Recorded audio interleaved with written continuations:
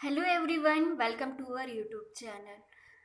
आज हम लोग पढ़ने वाले हैं एंटीजन। एंटीजन के बारे में हम लोग पढ़ने वाले एंटीजन क्या होते हैं, उनके प्रॉपर्टीज, उनके टाइप्स के बारे में। तो नाम से ही पता चलता है एंटी मतलब कि एंटी का मतलब होता है एंटीबॉडी। एंटी का मतलब हुआ एंटीबॉडी और जेन मतलब जेनरेटर, मतलब कि वो सब्सटेंस जिनमें की कैपेसिटी होती है एंटीबॉडी को जनरेट करने की। वो सब्सटेंस जिनमें की कैपेसिटी होती है एंटीबॉडी को जनरेट करने की, उसे हम बोलते हैं एंटीजन। तो ये होता है एंटीजन। अब हम एक एक करके कैरेक्टरिस्टिक्स देख लेते हैं एंटीजन की क्या क्या होते हैं। एंटीजन सबसे पहले तो फॉरेन सब्सटेंस होता है। एंटीजन जो होता है वो फॉरेन सब्सटेंस होता है, कोई मतलब कि हमारी बॉडी का पार्ट नहीं होता है। वो हमारी बॉडी जो है हमारी बॉडी के लिए एक फॉरेन सब्सटेंस की तरह काम करता है। और ऐसा फॉरेन सब्सटेंस जिनमें की कैपेसिटी होती है जनरेट करने के लिए एंटीबॉडीज को, तो अगर हम एंटीजन को ऐसे बोलें कि एंटीजन एक ऐसा फॉरेन सब्सटेंस है जब जब जिसे हम अपनी बॉडी या किसी भी होस्ट बॉडी में जब इंट्रोड्यूस कराते हैं तो वो क्या करता है कि एंटीबॉडी की प्रोडक्शन को स्टिमुलेट करता है। एक बार और देखेंगे कि एंटीजन वो फॉरेन सब्सटेंस होता है जिसे हम जब किसी भी होस्ट बॉडी में इंट्रोड्यूस कराते हैं या इंजेक्ट कराते हैं तो वो एंटीजन क्या करता है कि जो प्रोडक्शन होता है एंटीबॉडी का उसे स्टिमुलेट करता है, एंटीबॉडी प्रोडक्शन को स्टिमुलेट करता है। तो antigen can be defined as any foreign substance which when introduced into the host body that stimulates the production of antibody. तो एंटीबॉडी की प्रोडक्शन को स्टिमुलेट करता है। एंटीजन जो है केमिकली प्रोटीन्स या फिर ग्लाइकोप्रोटीन्स ही होने चाहिए, मतलब कि दो ही चीज़ों से बने होते हैं एंटीजन, प्रोटीन्स या फिर ग्लाइकोप्रोटीन्स। लेकिन बहुत ही रेयरली कंडीशन में क्या होता है कि वो कार्बोहाइड्रेट या फिर लिपिड में भी प्रेजेंट हो सकते हैं, लिपिड के फॉर्म में भी प्रेजेंट हो सकते हैं, कार्बोहाइड्रेट एंड लिपिड के फॉर्म में प्रेजेंट हो सकते हैं। सारे जो फॉरेन सब्सटेंस एंटीजन नहीं होते हैं। एंटीजन वही सब्सटेंस होते हैं जिनमें की कैपेसिटी होती है एंटीबॉडी को जनरेट करने की। अगर हम मान लेते हैं कि कोई फॉरेन सब्सटेंस हमारी बॉडी के अंदर गया, पर वो फॉरेन सब्सटेंस जब हमारी बॉडी के अंदर गया तो उसने कोई भी एंटीबॉडी की प्रोडक्शन को स्टिमुलेट नहीं किया, कोई रिस्पॉन्स शो नहीं हुई, तो जिन सब्सटेंस में एंटीबॉडी को जनरेट करने की कैपेसिटी नहीं होती है वो एंटीजन नहीं होते हैं। इसीलिए इसमें कहा गया है कि all foreign substance are not antigen, antigen नहीं होते हैं।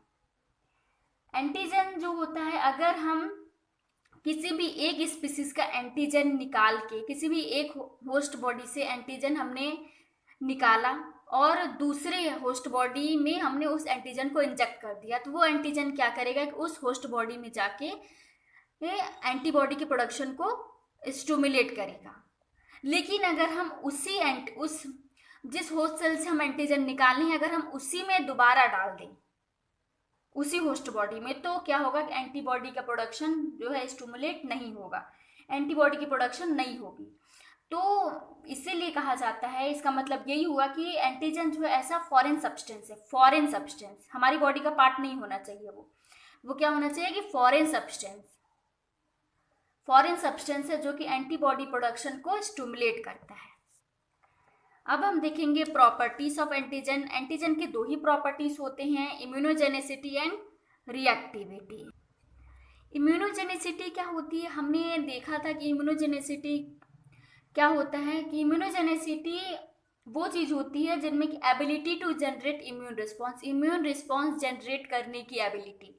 एंटीजन का जो दो प्रॉपर्टी, इम्यूनोजेनिसिटी का मतलब है कि इम्यून रिस्पॉन्स को जनरेट करने की एबिलिटी, इम्यून रिस्पॉन्स को जनरेट करने की एबिलिटी होती है।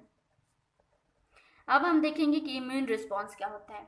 अगर हम मानते हैं कि हमारी बॉडी में, हम एग्जाम्पल के थ्रू समझते हैं, हमारी बॉडी में मान लेते हैं हम कोई भी फॉरेन एंटीजन आया, कोई फॉरेन एंटीजन आया जो कि हमारी बॉडी का पार्ट नहीं है, हमारी बॉडी का कंस्टिट्यूएंट नहीं है, वो फॉरेन एंटीजन आया हमारी बॉडी में और हमारी बॉडी उसे सब जो है रिकॉग्नाइज नहीं कर पाती, हमारी बॉडी रिकॉग्नाइज नहीं कर पाई।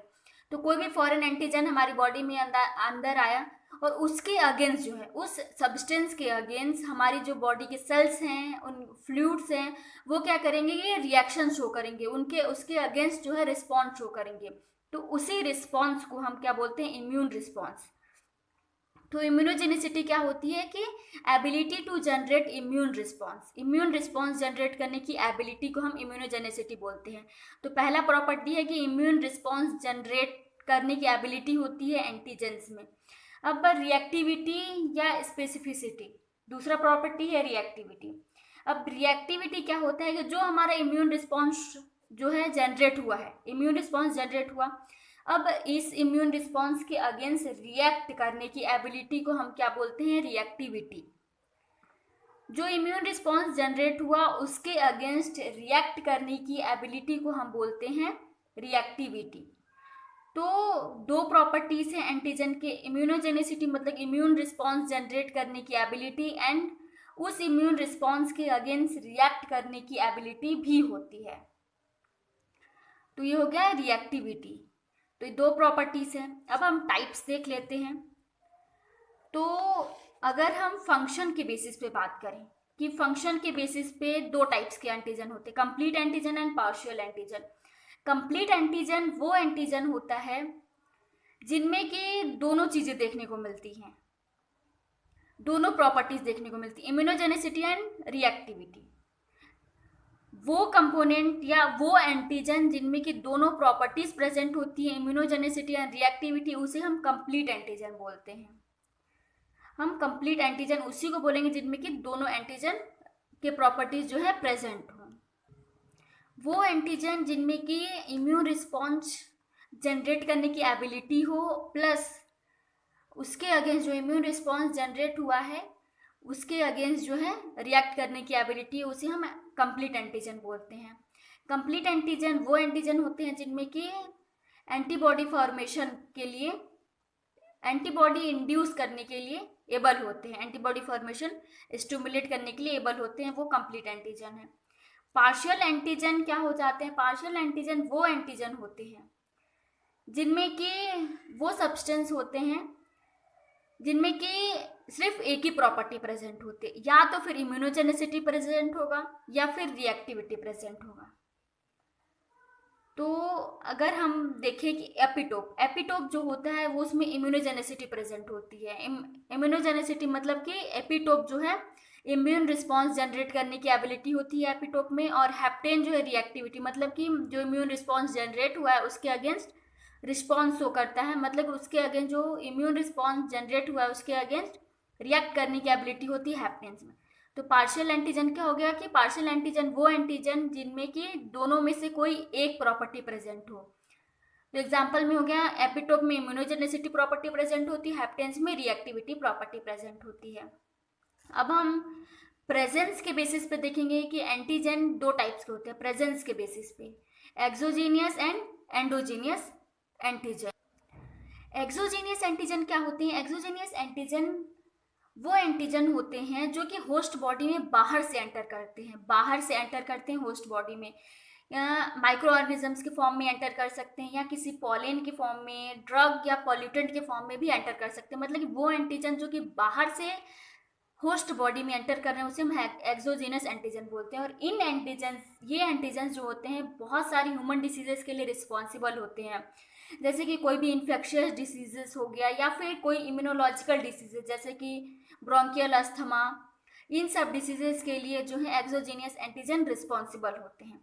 अब आते हैं हमारे next endogenous antigen. Endogenous antigen जो होता है ये हमारी बॉडी के अंदर ही रहता है, हमारी बॉडी के अंदर ही प्रेजेंट होता है, और ये एंटीजन, इस एंटीजन को हम जो है ये हमारे बॉडी के अंदर ही प्रेजेंट होता है। और इस एंटीजन में हम एक आता है हमारा हेट्रोजेनिक एंटीजन। हेट्रोजेनिक एंटीजन जो है वो बहुत सारे वैरायटीज ऑफ अनरिलेटेड स्पीसीज में पाया जाता है। तो दो टाइप्स के एंटीजन में, एक्सोजीनस मतलब कि वो एंटीजन जो बाहर से होस्ट बॉडी में एंटर करते हैं, और एंडोजीनस जो एंटीजन होता है वो हमारी बॉडी में ही प्रेजेंट होता है, होस्ट बॉडी में ही प्रेजेंट होता है। तो यही था एंटीजन का बस ओवरव्यू कि एंटीजन क्या होता है, उसके कैरेक्टरिस्टिक्स क्या क्या हैं, उसकी प्रॉपर्टीज, दो टाइप्स की प्रॉपर्टीज होती हैं, इम्यूनोजेनिसिटी एंड रिएक्टिविटी। एंड अगर हम फंक्शन के बेसिस पे बात करें, दो टाइप्स का होता है, complete antigen and partial antigen. और प्रेजेंस के बेसिस पे दो टाइप्स के होते हैं antigen, exogenous antigen and endogenous antigen. I hope आपको एंटीजन के बारे में ओवरव्यू समझ में आया हो। अगर आपको कोई भी डाउट हो तो आप कमेंट बॉक्स में ज़रूर पूछें हमसे। Thanks for watching this video. Stay motivated, be blessed, be happy.